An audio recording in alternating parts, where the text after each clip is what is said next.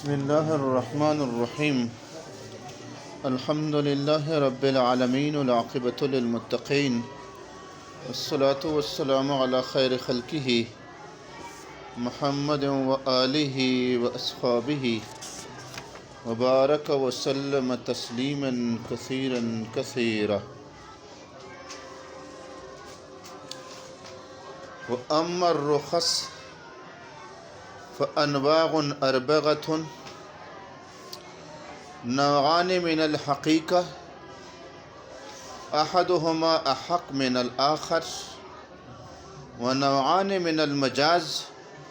أحدهما أتم من الآخر.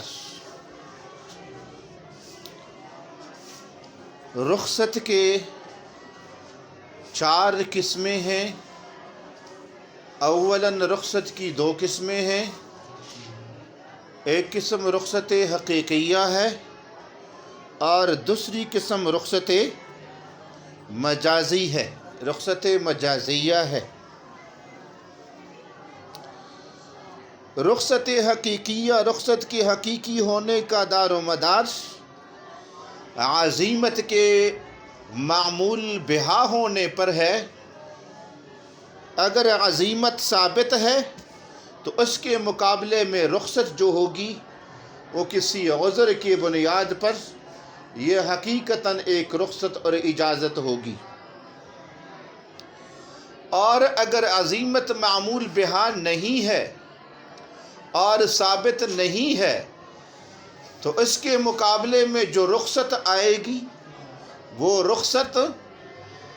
مجازی ہوگی. مجازاً اس کو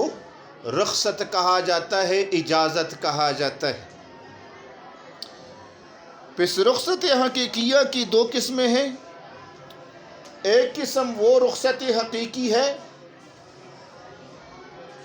جس کو رخصت حقیقیہ کہنا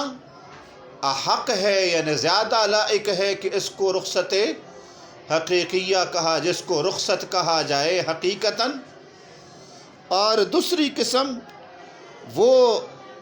رخصت حقیقیہ ہے جس کو رخصت کہنا حقیقتاً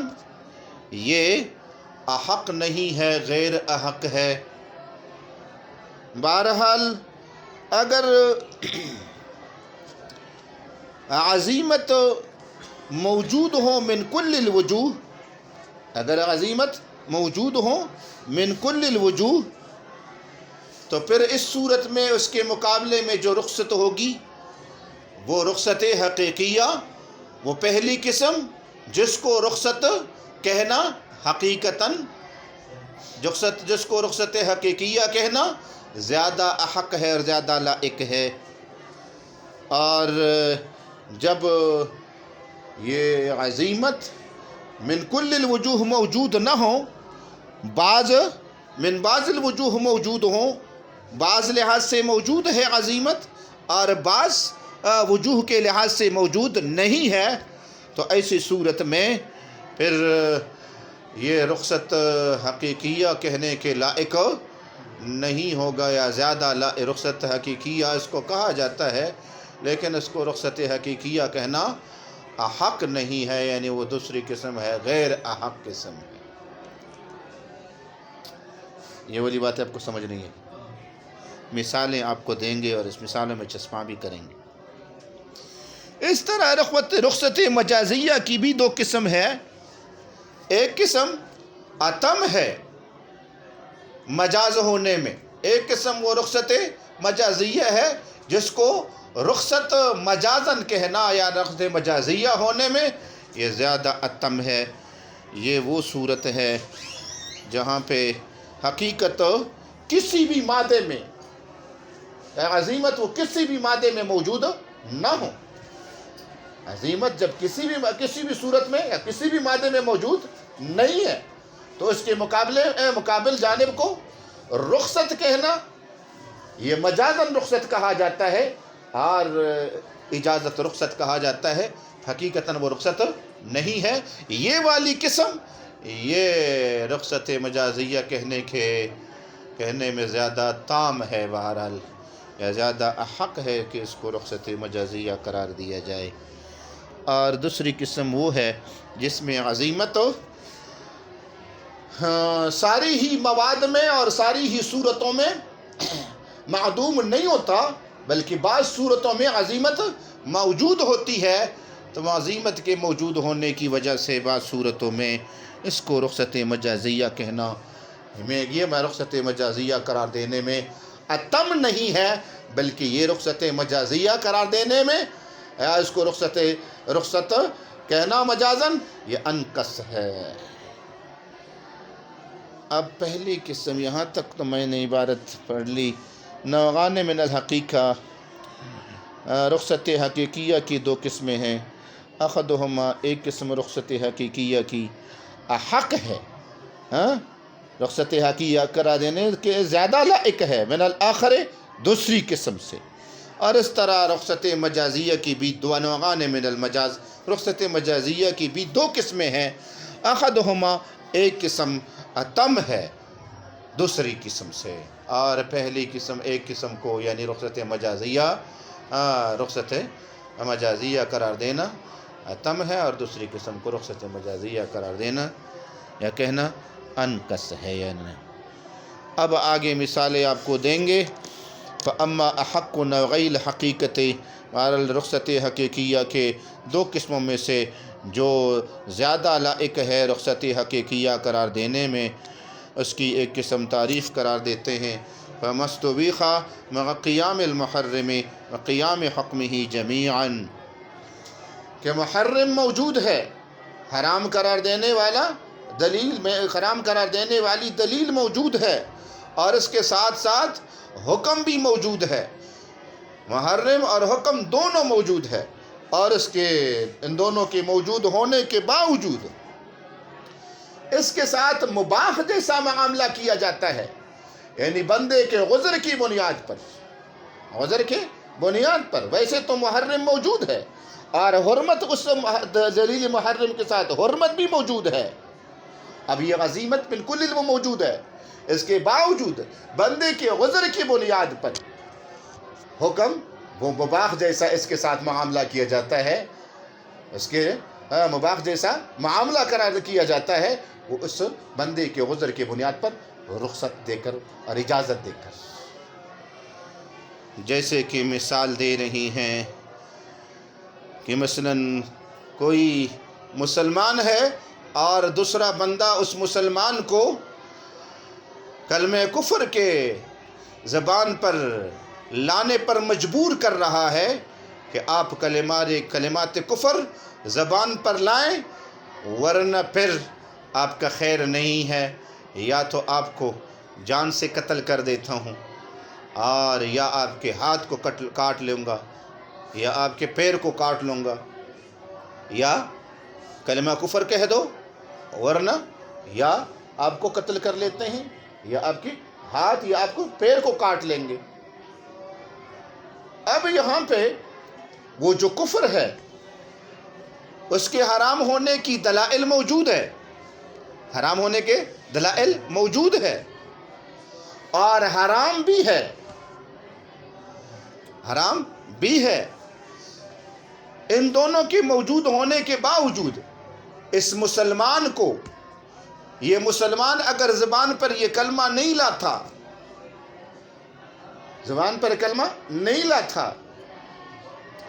تو اس کی جان چلی جاتی ہے مکمل،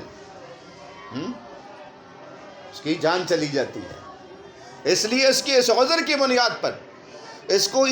رخصت دی جاتی ہے، کہ رخصت ہے اس صورت میں کہ دل کے اطمینان کے ساتھ، اصل ایمان یہاں پہ ہے، دل کے اطمینان کے ساتھ صرف زبان پہ وہ کلمہ آپ لے آئے، اور اس قتل سے یا اس ہاتھ یا پیر کے کاٹنے سے اپنے آپ کو بچا لیجئے۔ اب یہاں پہ عزیمت موجود ہے، ویسے عزیمت یہی ہے کہ یہ اس زبان پر یہ کلمہ بھی نہ لے آئیں، اگر زبان پر یہ کلمہ نہیں لاتا اور وہ اس کو قتل کر لیتا ہے یا اس کے ہاتھ یا پیر کو کاٹ لیتا ہے،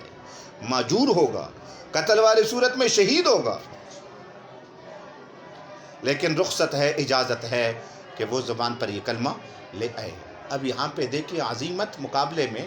یعنی وہ محرم دلیل موجود ہے اور حرمت موجود ہے، تو عظیمت من کل الوجوہ موجود ہے، تو اس کے مقابلے میں جو اس کلمہ کفر کے زبان پر لانے کی جو اجازت دی جا رہی ہے، یہ رخصت ہے حقیقتاً یا نہیں ہے؟ حقیقتاً رخصت ہے، حقیقتاً رخصت ہے نا، اجازت ہے، اور یہ احق ہے، یہ وہ احق قسم ہے کہ اس کو رخصت کہا جائے حقیقتاً، یہ زیادہ لائق ہے، اس کو رخصت کہنے کے زیادہ لائق ہے۔ آگے مزید دوسری مثال پیش کی ہے، رمضان کا مہینہ ہے، رمضان کے مہینے میں دن کو مسلمان روزے کی حالت میں ہے، روزے سے ہے، روزوں میں ہے، اور کوئی بندہ اس کو اس روزے کے افطار کرنے پر مجبور کرتا ہے کہ روزہ افطار کر لو، کھا لو یا پی لو، ورنہ آپ کو قتل کر لیتا ہوں، وہ قتل کر دیں گے آپ کو، یا آپ کو ہاتھ پیر کو کاٹ لیں گے۔ اب ایسی صورتحال میں عزیمت موجود ہے من کل الوجوہ، اس لیے کہ رمضان کے روزے کے فرض ہونے کے جو دلائل ہے، جو نفس واجب ہونے اور فرض ہونے کا جو سبب ہے، وہ جو کہ رمضان کے مہینے کا حاضر موجود ہونا ہے، وہ موجود ہے، اور وہ آیات اس کے اوامر بھی موجود ہے، کتب علیکم الصیام، وہ حکم بھی موجود ہے، اور روزہ یعنی پورا کرنا وارث فرض ہے، اور تھوڑا سا کیا ہے، جائز نہیں ہے، اس کے لیے حرام ہے۔ اب اس عظیمت کے بے تمامی ہی یا من کل الوجوہ پائے جانے کے باوجود اس کو رخصت اور اجازت دی جاتی ہے کہ یہ اپنے آپ کو بچا لے، روزہ افطار کر لے اور اپنے آپ کو بچا لے، اس لیے کہ اگر یہ روزہ افطار نہیں کرتا اور وہ اس کو قتل کر لیتا ہے تو بندے کا بالکل حق ختم ہو جائے گا، جبکہ دوسرے جانب وہ روزہ افطار کر لیں تو بعد میں اس کی قضا بھی کر سکتا ہے، اس کا نائب موجود ہے، اس لیے اب یہاں پہ اجازت دی جا رہی ہے، یہ بھی احق قسم ہے، رخصت دی جا رہی ہے کہ زبان پر یہ روزہ افطار کر لیں، لیکن عظیمت ہے یہی ہے کہ روزہ افطار نہ کریں، اور اگر روزہ افطار نہیں کرتا اور وہ اس کو قتل کر دیتا ہے تو شہید ہوگا۔ اس طرح کوئی مسلمان بندہ ہے، دوسرا بندہ اس کو کسی دوسرے بندے کے مال کو ہلاک کرنے پر مجبور کرتا ہے کہ اس کے مال کو ضائع کر لو اور اس کو جلا دو، یا اس کو دریا میں ڈال دو۔ اب یہاں پہ کسی مسلمان کے مال کو ضائع کر لینا، وہ جو حرمت حرام ہونے کے دلائل موجود ہے اور حرمت موجود ہے، لیکن اس کے باوجود چونکہ دوسری جانب اس کی جان چلی جاتی ہے یا کوئی عضو ضائع ہو جاتا ہے، رخصت دی جاتی ہے کہ یہ پھر اس کے مال کو ضائع کر لے، اس لیے کہ بعد میں وہ اس کو بدل دے دیں گے، اور اگر یہ مال ضائع نہیں کرتا تو پھر اس کی جان چلی جائے گی، اس کا کوئی عوض نہیں ہے ابھی۔ اس طرح احرام کی حالت میں کوئی اس کو احرام کے خلاف مخالفت کرنے یا احرام کے جو جرائم ہے اس جرم کا ارتکاب کرنے پر مجبور کرتا ہے، تو وہاں پہ بھی محرم اس طرح موجود ہے،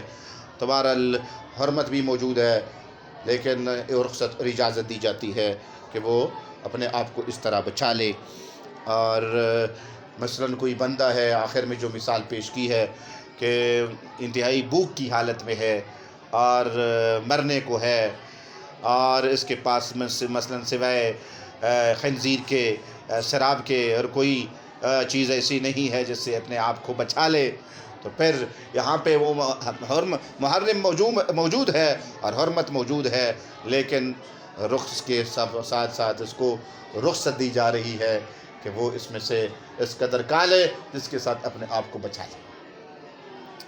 یہ والی بات آپ سمجھ آ گئی؟ سب کا حکم وہ جو پہلے میں آپ کو دہراتا ہوں نا بار بار کہ عظیمت یہ ہے کہ اسی طرح برقرار رہے اور معذور ہوگا اگر اس طرح اس کو استعمال نہیں کرتا یہاں پہ۔ فَأَمَّا أَحَقُّ نَوْعِي الْحَقِيقَةِ بہرحال حقیقت رخصت حقیقیہ کے دو قسموں میں سے ایک وہ قسم جو زیادہ لائق ہے رخصت کہنے کے یا رخصت قرار دینے کے، رخصت حقیقیہ قرار دینے کے، فمستبیح مع قیام المحرم، یہ وہ رخصت ہے یا وہ ہے جس کے ساتھ مباح جیسا معاملہ کیا جاتا ہے، مع قیام المحرم، محرم کے قائم ہونے اور حرمت کے قائم ہونے، یعنی دونوں کے قائم ہونے کے باوجود اس کے ساتھ مباح جیسا معاملہ کیا جاتا ہے کہ جس طرح مباح پر کوئی مؤاخذہ نہیں ہوتا، اسی طرح اس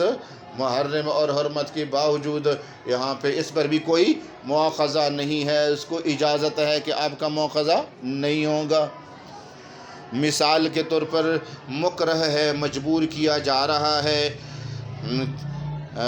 کلمہ کفر کی یا کلمہ شرک کی زبان پر لانے کے ساتھ مجبور کیسی چیز کے ذریعے سے کیا جا رہا ہے، بما فیہ الجا، جس میں وہ مجبور ہو جاتا ہے، مثلا نفس پوری جان کے قتل کرنے کی دھمکی دے رہا ہے اگر زبان پہ نہیں لاتا، یا کسی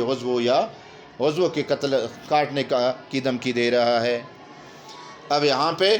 اس کلمہ شرک کے زبان پر لانا مباح، جس کے ساتھ مباح جیسا معاملہ ہے، یعنی اس کے لیے مباح ہو جاتا ہے کہ کلمہ کفر زبان پر لائے دل کے اطمینان کے ساتھ۔ مثل اجراء المکرہ بما فیہ الجاء کلمۃ الشرک علی لسانہ و افطارہ فی نہار رمضان، یا مکرہ کا ایسے وہ چیز کے ساتھ جو میں نے بتا دی ہے، افطار روز رمضان کے مہینے میں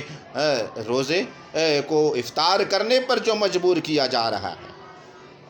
وہ اتلافہ مال الغیر، یا کسی کو مجبور کیا جا رہا ہے دوسروں کے مال کو ضائع کرنے پر، وجنایتہ علی الاحرام، یا مجبور کیا جا رہا ہے کہ اس وہ احرام کے خلاف کسی جنایت کا ارتکاب کر لے،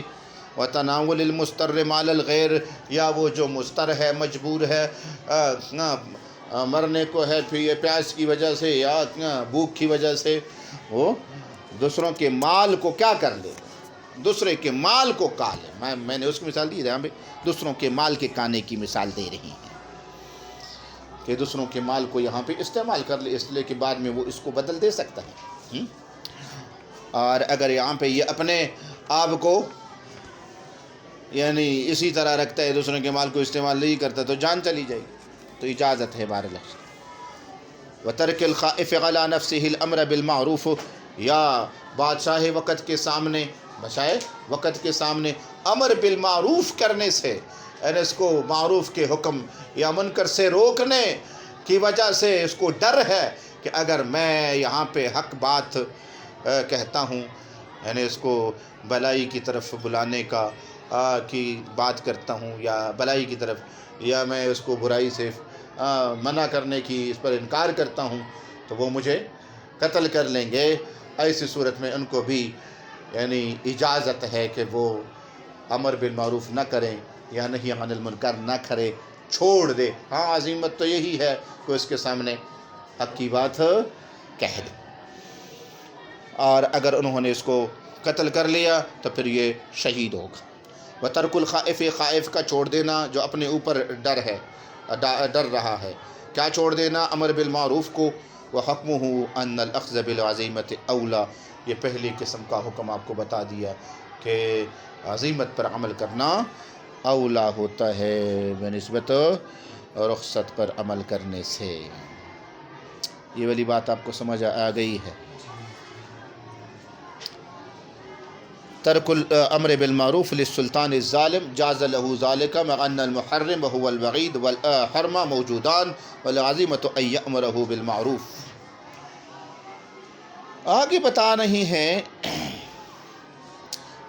یہ تو ہو گیا کہ یہاں پہ حکم بھی بتا دیا کہ عزیمت پر عمل کرنا اولا ہے، حتی لو مات فی جمیع الصور لمات مأجورا۔ ابھی تک جتنے بھی صورتیں آپ کو بتا دیے ہیں، ان سب میں اگر یہ عزیمت پر عمل کرتے ہوئے مر جاتا ہے اور وہ اس کو قتل کر لیتا ہے تو یہ پھر ماجور ہوگا اور شہید ہوگا۔ وہ امن غصانی، بہرحال دوسری قسم آپ کو بتانا چاہتے ہیں رخصت حقیقیہ کے، دوسری قسم جس کو رخصت حقیقیہ کہنا یعنی زیادہ لائق اور مناسب نہیں ہے۔ اس کی مثالیں تعریف برات آ رہی ہیں۔ وما یستباح مع قیام السبب و تراخی حکم،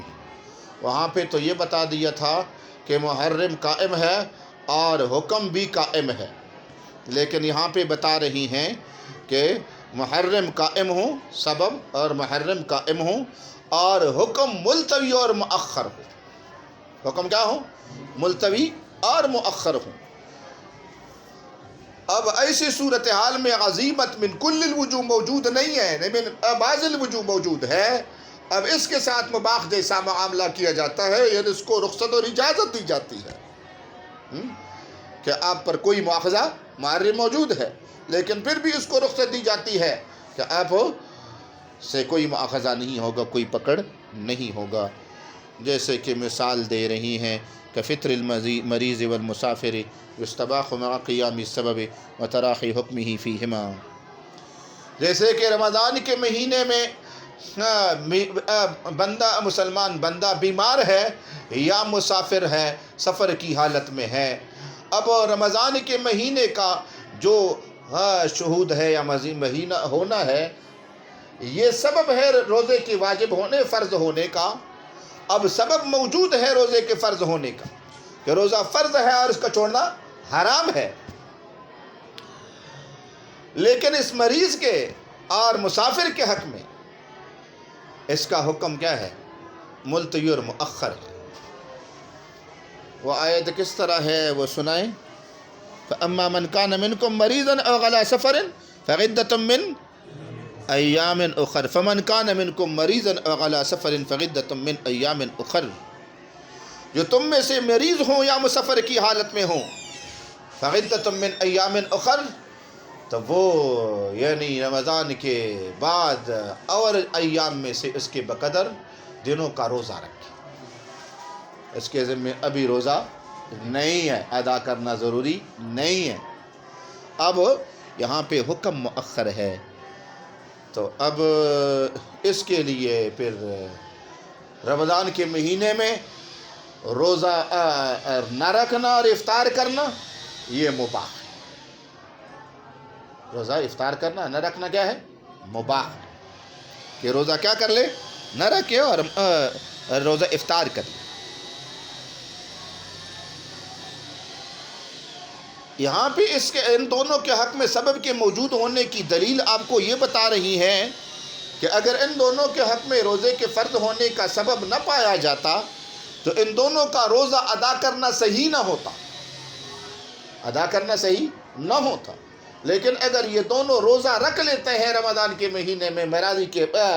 ساتھ یا سفر کی حالت میں وہ روزہ رکھ لیتا ہے تو اس کا روزہ ادا ہو جاتا ہے، روزہ ادا نہیں ہوتا۔ تو روزے کا رکھنے کی صورت میں ادا ہونا ان کے روزے کا یہ دلیل ہے اس بات کی کہ ان کے حق میں روزے کے فرض ہونے کا سبب پایا جا رہا ہے،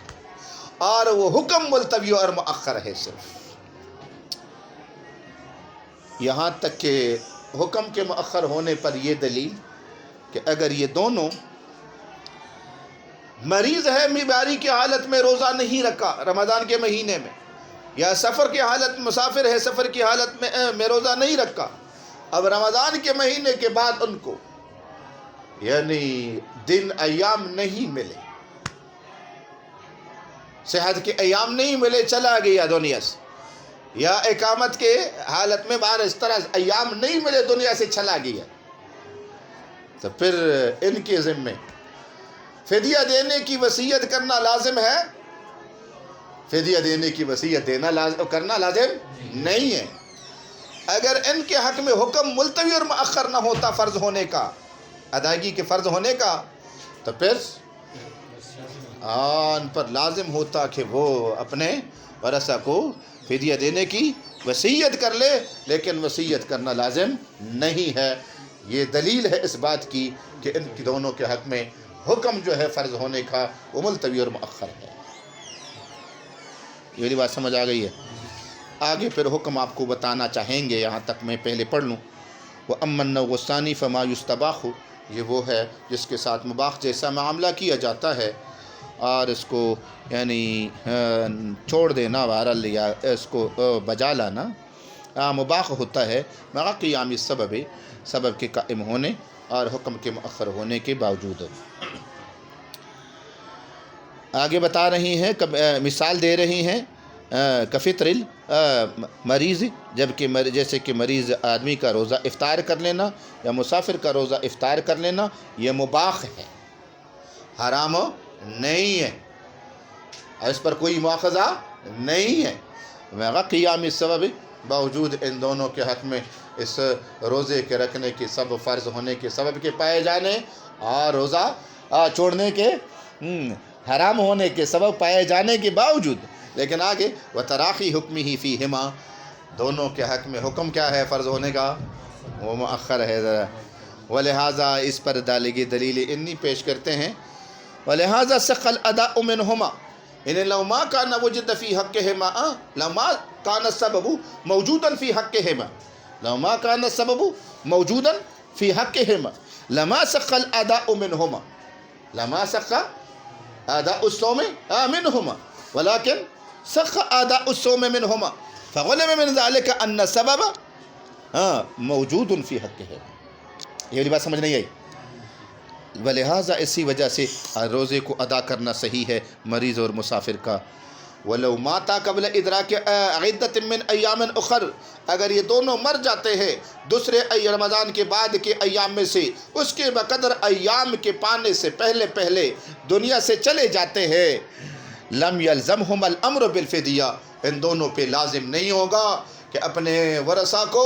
فدیے کے دینے کی وصیت کر لے۔ اگر حکم مؤخر اور ملتوی نہ ہوتا، لما كان الحكم متأخرا عنهما الى عدة من ايام اخر لا يلزم عليهم الامر بالفدیہ، تو ان پر لازم ہوتا کہ فدیے کا حکم کر لے، لیکن لم يلزمهم الامر بالفدیہ فغلم من ذلك ان حکم اداء الصوم، ان حکم فرضیت اداء الصوم متأخر عنہما الى عدت من ایام اخر، مؤخر ہے اور وہ ایام تو انہوں نے پائے نہیں ہے، اس سے پہلے پہلے چلے گئے ہیں نا۔ اگر مؤخر نہ ہوتا تو پھر تو اپنے ورثاء کو فدیہ دینے کی وصیت کرنا یہ لازم ہوتا ان پر، لیکن لازم نہیں ہے، پتہ چلا اس طرح ہے۔ وہ حکم ہو، یہ جو دوسری قسم آپ کو بتا رہی ہیں رخصت کی، اس کا حکم آپ کو بتانا چاہتے ہیں، ان الصوم افضل عندنا، کہ روزہ رکھنا ہمارے ہاں افضل ہے مسافر کے لیے، اس طرح مریض کے لیے بتا رہے ہیں، کیوں؟ لکمال سبب ہی، اس روزے کے فرض ہونے کے سبب کے کامل طور پر موجود ہونے، جو کہ رمضان کا مہینہ ہے۔ آگے سبب حکم تو مؤخر ہے لیکن سبب بہرحال موجود ہے۔ آگے بتاتے ہیں وتردد فی الرخصہ، ایک تو یہ ہے افضل ہونے کی ایک وجہ تو یہ ہے کہ سبب موجود ہے اس کے حق میں، دوسرا یہ وتردد فی الرخصہ، آسانی میں آسانی متردد ہے، آسانی کا پتہ نہیں ہے کہ مسافر کے لیے ابھی روزہ رکھنا آسان ہے یا بعد میں اکیلے روزہ رکھنا آسان ہے۔ ابھی چلو سفر کی حالت میں ہے اس لحاظ سے مشکل ہے، لیکن بعد میں جب سارے ہی لوگ روزے سے نہیں ہوں گے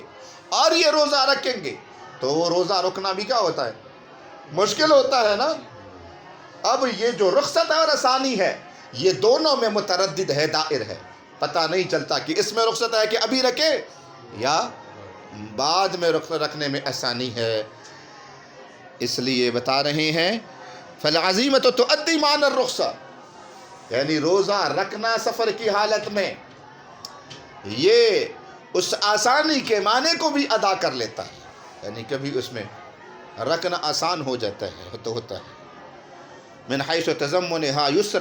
یسرا موافقت المسلمین، اس لحاظ سے کہ یہ مشتمل ہوتا ہے عام مسلمانوں کے ساتھ روزے کے میں موافقت کی بنیاد پر، آسانی پر، الا ان یخاف الہلاک علی نفسہ، ہاں اگر سفر کی حالت میں روزہ رکھنے کی وجہ سے اپنے جان کا ڈر ہے تو پھر روزہ رکھنا افضل نہیں ہے بلکہ جائز بھی نہیں ہے۔ اگر روزہ رکھے گا اور اپنے آپ کو جان دے دے گا تو گنہگار ہوگا۔ میری بات سمجھ آ گئی؟ فَلَيْسَ لَهُ أَن يَبْذُلَ نَفْسَهُ لِإِقَامَةِ الصَّوْمِ، اس کو یہ اختیار نہیں ہے کہ اپنا جان دے دے اس روزے کو بجا لانے کے لیے، لِأَنَّ الْوُجُوبَ عَنْهُ سَاقِطُ، اس لیے کہ روزہ کا وجوب ابھی فی الحال ان سے ساقط ہے، مؤخر ہے، ملتوی ہے، بخلاف النوع الاول، بخلاف پہلے والی قسم کے کہ وہاں پہ تو محرم کے ساتھ ساتھ حکم بھی ہوتا ہے، اس لیے وہاں پہ عزیمت پر ہر حال میں عمل کرنا اولا ہوتا ہے، چاہے جان چلی جائے اس کو ثواب ملے گا۔ یہاں تک میں بس کروں گا۔